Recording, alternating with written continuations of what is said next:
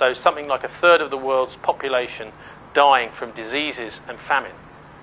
So I think this is one of the most important things, if anything, to hold from all this, is the understanding that there is a plan. God has a plan in all of this.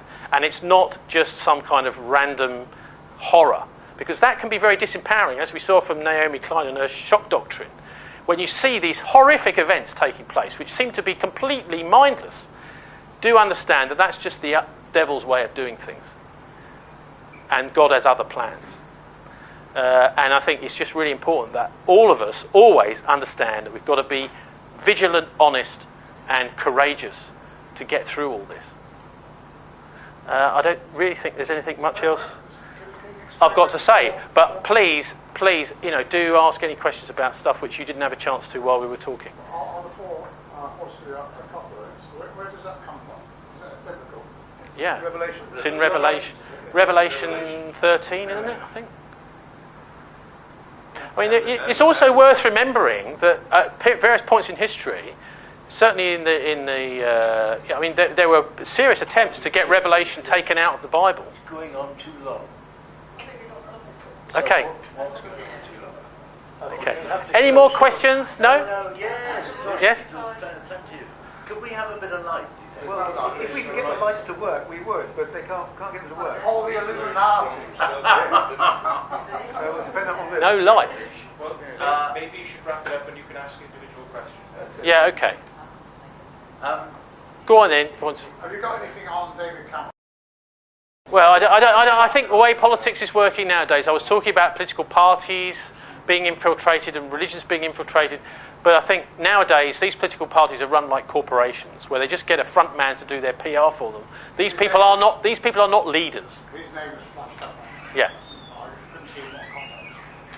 Well, he was a Freemason, wasn't he? I don't know. Well, that was on the list. Yes, well, just because it says he's a Freemason on there doesn't mean to say he really is, does it? If you were asked the question, does the Illuminati still exist? I think I know what your answer, or I know what your answer is, but how would you answer that? Well, I think you can. I did say something about that, didn't I? Oh, gosh, where did I talk about that? Well, first of all, one of the best bits of evidence is in the encyclopedias and in the new dictionary. You look at it there; it says this is the Illuminati. The other thing, of course, is the historical evidence of it. Now, any organisation is going to make sure that it calls itself something else. So, you putting Illuminati into Google is not going to bring up the Illuminati's own website. Yeah. No, it's like you said. Look at it in the dictionary. If I tell my kids, look at the 1960s, 70s dictionaries.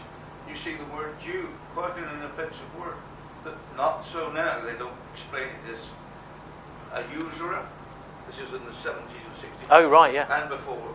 And drives a hard bargain. Well, but you see, that's not a very good image for a lot of them. I mean, there are tinges of anti-Semitism in those definitions of the word Jew, aren't there?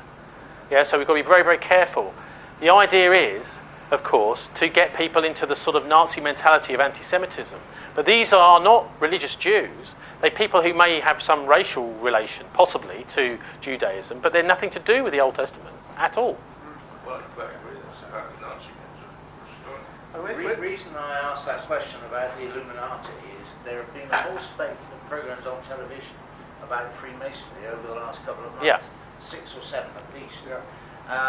And we know that there is a build-up of the one world government energies at the moment. Now, I just wonder whether these programs are put out for disinformation. You have to make your own decision about any program that you ever see on TV, any documentary, as to whether it's disinformation or not. There's much more money available for disinformation than there is to get to the truth. Well, I think and it's becoming television broadcasting is a market. Yeah, I think this is proof perfect of the disinformation. Yeah. That program, they were interviewing a 33rd degree American Freemason, because it's all about Freemasonry, and he said, and he was explaining how the Illuminati had been founded in 1777, but he went on to say it shut down 10 years later. Well, that's one of the myths, isn't it? The King of Bavaria. Yes. But The King of Bavaria shut them down. But they've gone underground. They're as active as ever, as we've heard. One thing it's really important to understand, right, is the way that broadcasting changed in 1986, because this was also involved. It's interesting. It also comes back to Victor Rothschild. Back in the mid-80s, as you may remember, there was a big battle going on between Mrs. Thatcher and the unions. The BBC was right in the middle of all this, and it was being very much persuaded to take the line that the newspapers were taking, which is all these Reds are terrible, they're dreadful people, we've got to crush the power of the unions.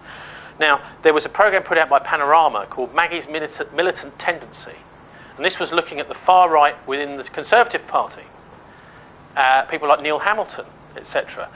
There was also some programmes to do with Northern Ireland, which were very controversial and critical of the government, and there was another programme which was a series called Secret Society by Duncan Campbell, a series of 6 programmes, but also the title, Secret Society, was a controversial title, which was backed 100% by the Director General, Alistair Mill.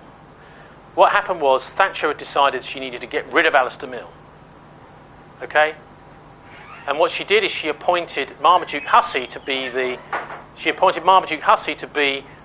chairman of the Board of Governors. He was straight out from the Times, because he was kicked out of the Times because the Times had a big strike, and it was at that point that it was brought up by Murdoch, right? And so he was then put in as chairman of the BBC after he'd screwed things up completely at the Times, and so to such an extent that it was a shipwreck that Murdoch bought for a song. And one of his first tasks, and he says this in, he's dead now, but he said this in his autobiography. He said, Victor Rothschild asked me, can you sack the Director General? So it wasn't necessarily Margaret Thatcher, but Rothschild was acting for Thatcher.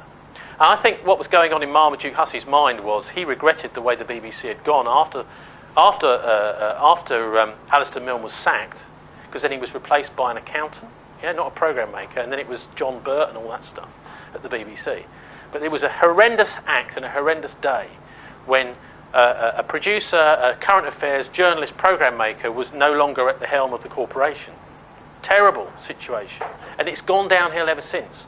It's been driven into a situation where it's got to be a player on the global market. It's got hundreds of channels, or loads of channels. It's not focusing on serving the public anymore. Thank you.